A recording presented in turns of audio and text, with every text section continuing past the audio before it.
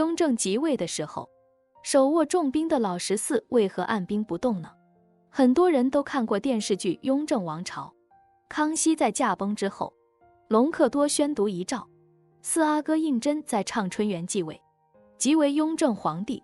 有人可能会问，当时14阿哥胤禔是后期夺嫡的热门人选，又是康熙亲封的大将军王，那康熙在继位的时候，手握重兵的14阿哥心里是肯定不服气的，但是他为什么按兵不动呢？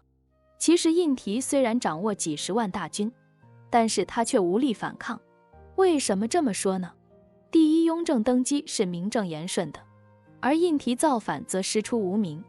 古代打仗总要找个由头，比如朱棣造反，打的是清君侧的名号，那胤禔该打什么名号呢？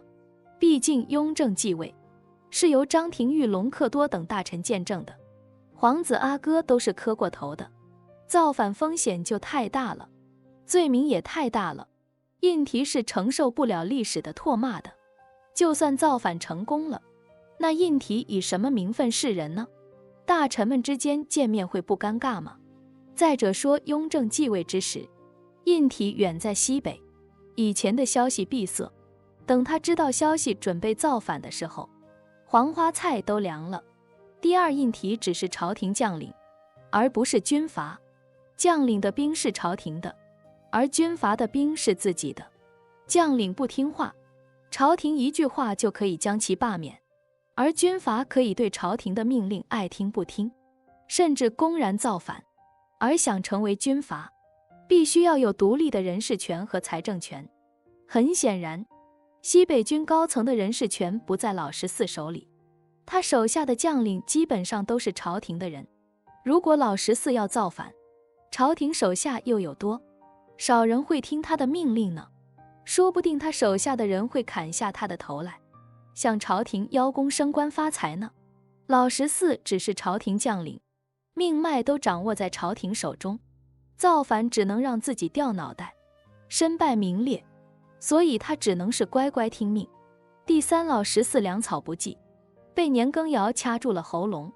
控制一支军队最重要的是控制粮草，老十四的粮草供给都捏在了陕甘总督年羹尧的手里，不给他运粮，他连一场战役都组织不起来。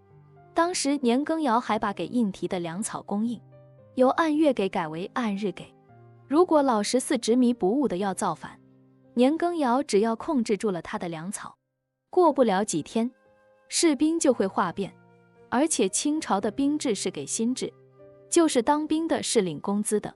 而现在呢，别说工资了，吃饭都成问题，能有几个人跟着胤禔造反呢？回过头来想想，这朱棣就不一样。这朱棣应该算是一个军阀了，他是驻守燕京多年的一个藩王，人事权、财政权都在自己手里，只要他振臂一呼，就会有万人响应。所以老十四胤禔不是不想造反，而是他根本无力造反。